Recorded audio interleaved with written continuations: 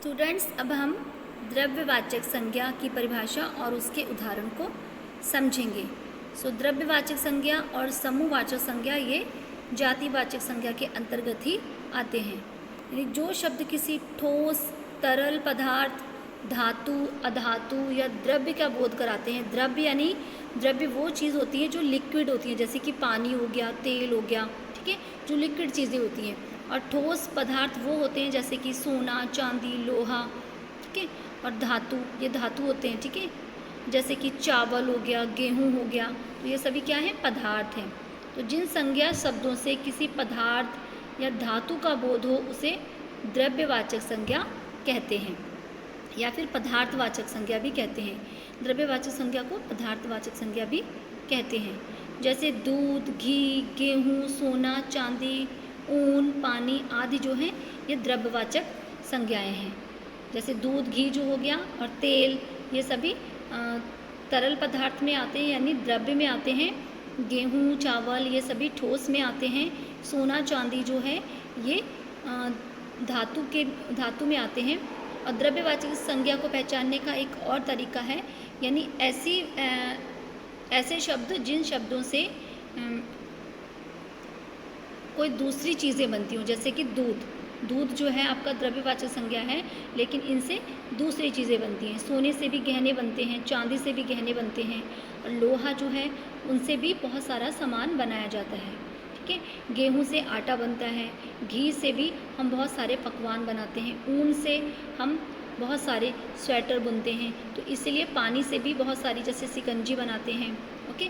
तो ऐसे मतलब शब्द जिनसे हम दूसरी चीज़ें बना सकते हैं, ऐसी चीज़ें, ऐसे पदार्थ जिनसे हम दूसरी चीज़ें बना सकते हैं, तो उन्हें द्रव्यवाचक संज्ञा कहते हैं। तो यहाँ पे द्रव्यवाचक संज्ञा के कुछ उदाहरण हैं। हमें रोज़ फल खाने चाहिए, मुझे पानी पीना है, बाज़ार से सब्जी लेकर आओ, मेरा मोबाइल मुझे वापस दो, हमें स्वस्थ रहने के लिए घी खाना चाहिए, मुझे सोने का हार खरीदना है। तो यहाँ पे जितने भी आप रेड कलर के शब्द देख रहे हैं वो सभी क्या हैं? द्रव्यवाचक संज्ञा है। आगे है समूहवाचक संज्ञा। समूहवाचक संज्ञा क्या होती है? यानी जिन संज्ञा शब्दों से किसी व्यक्ति या वस्तु के समूह का बोध हो, यानी जो एक समूह के बारे में, एक ग्रुप के बारे में हमें बताए, उसे समूहवाचक या समुदायवाचक संज्ञा कहते हैं। जैसे कि भीड़ जो है शब्द, ये लोगों का ग्रुप है। मेला, इसमें भी बहुत सारे लोग होते हैं। सभा, ये भी लोगों का ग्रुप है। कक्षा, इसमें स्टूडेंट्स होते हैं, स्टूडेंट्स का ग्रुप है ये पूरा। परिवार में बहुत सारे लोग रहते हैं। पुस्तकालय, इसमें ये किताबों का ग्रुप है, ठीक है, किताबें होती हैं बहुत सारी। झुंड, जैसे जानवरों का झुंड। गिरोह, जैसे डाकुओं का गिरोह। सेना, तो ये सैनिकों का ग्रुप होता है। दल को भी हम सैनिकों का ग्रुप कह सकते हैं। गुच्छा, जैसे चाबियों का गुच्छा, अंगूर का गुच्छा, तो उसमें बहुत सारी चाबियाँ होती हैं या अंगूर होते हैं। दल, तो ये भी एक सैनिकों का ग्रुप होता है। टुकड़ी भी जैसे सैनिकों के लिए कह सकते हैं, सैनिकों की एक टुकड़ी, ठीक है। तो ये सारे शब्द जो हैं ये सभी किसी ना किसी ग्रुप को इंडिकेट कर रहे हैं। तो ये जो भी शब्द जो है किसी ग्रुप के बारे में बताएं तो उन्हें हम समूहवाचक संज्ञा कहते हैं। अब है एक नज़र हम सभी जो है नाउन के जो सभी प्रकार हैं उस पर हम फिर से डालेंगे ताकि हमारा रिवीजन हो जाए। फर्स्ट है आपका व्यक्तिवाचक संज्ञा। जैसे किसी व्यक्ति, वस्तु, स्थान के विशेष नाम को व्यक्तिवाचक संज्ञा कहते हैं, जैसे कि राम, नई दिल्ली, कोलकाता, नरेंद्र मोदी, रामायण, होली इत्यादि। और जातिवाचक संज्ञा, वैसे शब्द जिससे किसी खास व्यक्ति, वस्तु या स्थान का बोध ना होकर पूरी जाति या पूरी श्रेणी का बोध होता है, जैसे उसे जातिवाचक संज्ञा कहते हैं। जैसे कि स्कूल, तो इसमें सभी स्कूलों के बारे में बता रहे हैं। अस्पताल, लड़का, शहर, कुर्सी, टेबल, कंप्यूटर, मोबाइल, ये सभी कॉमन नाउन या जातिवाचक संज्ञा कहलाते हैं, क्योंकि ये पूरी जाति के बारे में बता रहे हैं। अगर यहाँ पे इन सब का नेम होता तो ये प्रॉपर नाउन या व्यक्तिवाचक संज्ञा कहलाता। अब है कलेक्टिव नाउन, समूहवाचक संज्ञा। तो वैसी संज्ञा शब्द जिससे एक ही तरह के व्यक्तियों या वस्तुओं के समूह का या उनके झुंड का बोध हो तो उसे समूहवाचक संज्ञा कहते हैं। जैसे कि वर्ग यानी कक्षा, क्लास, भीड़, क्राउड, गुच्छा, समिति, दल यानी टीम, झुंड, फ्लॉक यानी जानवरों का झुंड।